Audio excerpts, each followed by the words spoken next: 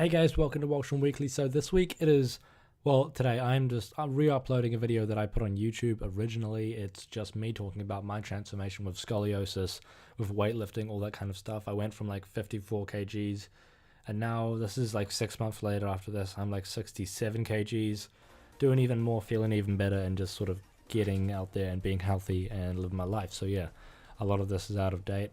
I was still talking about starting the podcast back here, but yeah, now I've started it, and this was a while ago. So yeah, I hope you enjoy. I think this might be kind of interesting. So yeah.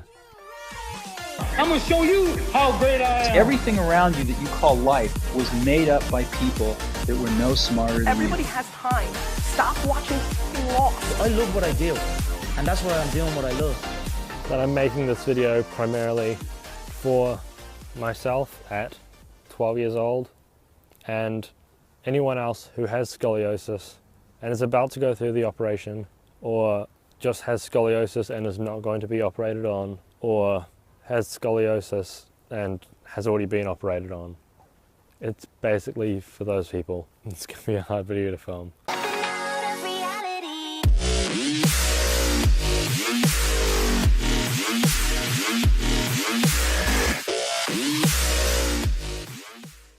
Okay, so hey guys, today I'm going to be talking about my story with scoliosis and what happened with me in scoliosis and my transformation when I started lifting weights and doing long distance running with scoliosis and my mindset around that.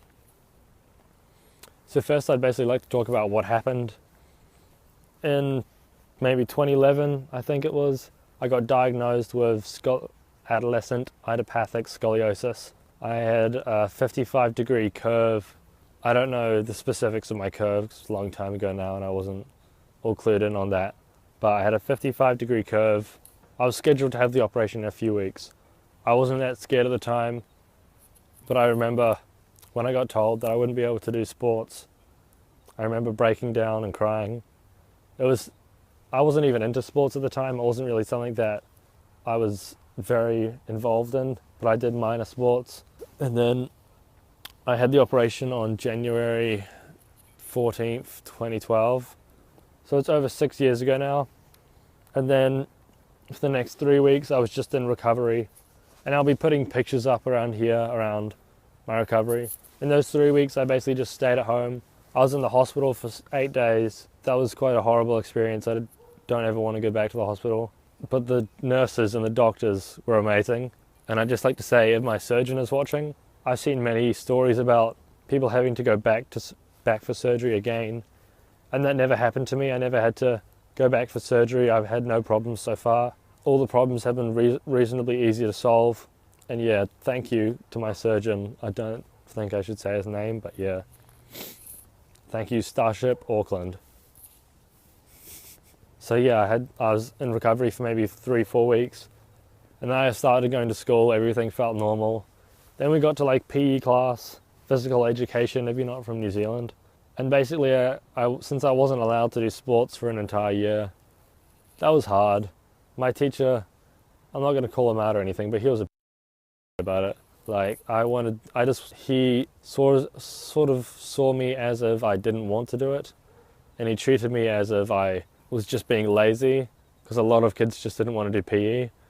But yeah, I hated PE class because I just had to sit there and watch all the other kids do stuff. And yeah, so that was a year where it didn't really sink in. I had good friends, we were all good mates, and we just didn't really think too much of it. Then in the next few years, as my class started to get a bit more involved, most people didn't even know. It's like it's not really a thing you'd know about, but a few people were rude about it at times, but it didn't really get to me. Like what people said, not that people said much, never really got to me. People just didn't understand it. And by people, I mean kids. Most adults understood it. However, what really got to me was sort of more my mental stage with it. I didn't really love my body. I thought I was some weirdo. I thought I was just very strange. And then to get to sort of remedy that, I went online and I just looked up other people's stories with scoliosis. There was a few other stories, but a lot of them didn't really tend to make me feel any better. Because one issue with scoliosis is it's a 10-to-1 ratio of male to female. I'm pretty sure it's about that. Not sure why, I don't think anyone knows why. But that was quite disheartening. It was hard to feel like a cool growing dude when you weren't really structured properly. And then basically my confidence was very, very low when it came to my body. I didn't love it. I was skinny as fuck. I wasn't generally unhappy for some periods, but there were a lot of periods. I'd say there were two main periods where I'd say I was depressed. I wouldn't say because of scoliosis, but it probably was a factor. And then what really changed my whole mindset and view of my body was the gym. I'll post a few pictures up there about my transformation, about the gym. I started out at like 54 kilograms. I was incredibly small. Most people thought I was like anorexic. I got asked how I was so skinny on a daily basis. And then I kind of just got sick of that. So then to solve that, I went and joined the gym. At first I joined it for long distance running purposes, but then I started just lifting weights because I found that really fun. There was always a little piece of me that wanted to lift weights, but the one time my PE class went into the lifting room, I was just too scared because I didn't want to be the little kid lifting 5 kgs. So even now I lift like a very small amount, especially for the time that I put in. Yeah, basically I learned everything that I thought I had to know about fitness. I started eating a lot of food. I'd bring protein shakes to school every single day. I'd go to the gym 6 times a week. I would like ditch school. We would have a free period and then I would ditch school halfway through the day during lunch, go to the gym and then come back to school just to get in my gym so then I could also fit in time to study, which is quite a hectic, that was last year, it was quite a hectic year. But basically I transformed my body. I started lifting weights and I started gradually loving my body. And then, yeah, basically that was my remedy. And now, even as I'm currently injured and I'm starting to see a little bit of shrinkage in my muscles, they're just getting smaller from not really being used for like 6 weeks now. I'm starting to be more okay with that, and a lot has changed, just mindset wise and also with my body. But yeah, what I'm trying to more say to other people with scoliosis that you don't need to like worry about being different or weird. Or there were nights where I would cry myself to sleep because I thought I was just not normal. I thought I was just a weird kid. It wasn't constant, but there was just times where it would just get to me. Thinking about it now, it doesn't bother me too much because I know now that there's thousands of people like me all around the world because I've been receiving heaps of messages on Instagram, my Instagram account, WonkyWalshami, which I made for people with scoliosis to inspire them and show them that you're still going to be able to do fitness and you're still going to be able to like be incredibly healthy and achieve all your goals. Like you just have to make adjustments to your lifestyle. You just have to make adjustments to your lifestyle. You can't just go and play fucking rugby. I've done another talk on how to live with scoliosis and how to lift with scoliosis. It's a reasonably simple process. It's not too much different.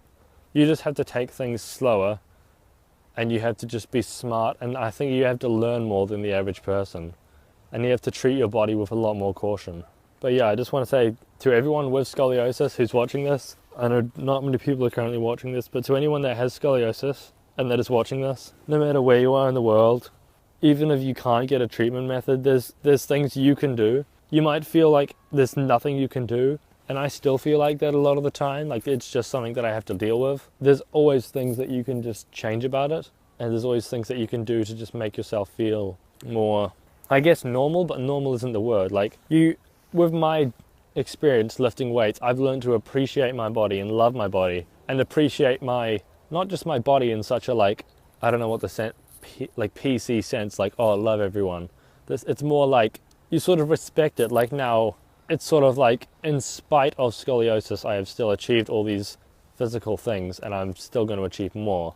If you use your experience with scoliosis in a positive way as a lesson, and if you get physically fit, which I've seen heaps of people on social media, a lot of them that are posting about it with scoliosis are incredibly physically fit, and they're trying to preach the same message that I am.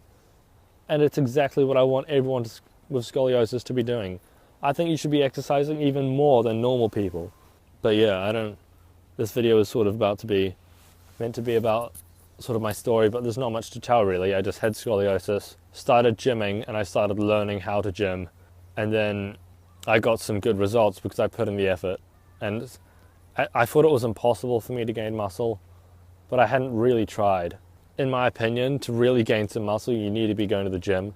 You can say all these other sports gain you muscle, but for me, the only thing that worked was eating food and lifting weights 6 times a week and doing proper splits and learning what you should be doing.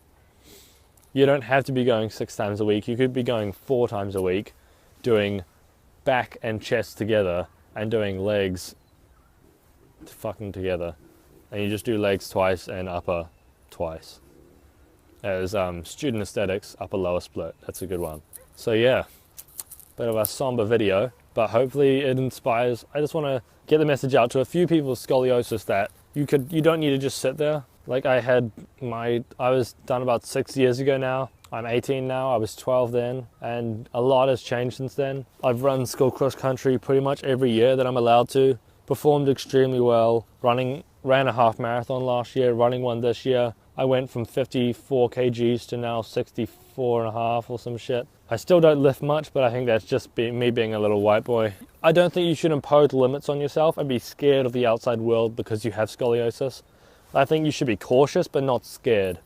And you shouldn't put limits on yourself, whether you have scoliosis or not. If I have a few friends who say, oh, I'd love to be as active as you, but I'm just not motivated. I wasn't motivated at first. Don't give me those fucking excuses. Like, you can give all the excuses you want, but at the end of the day, as Brian Tracy said, this is what really changed my life, is understanding I am responsible for everything that happens to me. Since I have scoliosis, I'm not the reason that I got scoliosis, but I have scoliosis now, and I have to deal with that. I could either wallow in my own sadness and just be sad about having scoliosis, or you can take action and change your life for the better, feel better, look better, and just be a better person. The benefits of exercise are literally, there are so many. You have time to exercise. If you don't have time to exercise, in my opinion, you don't have a life. You can say I don't have time, but you have time. Just make time.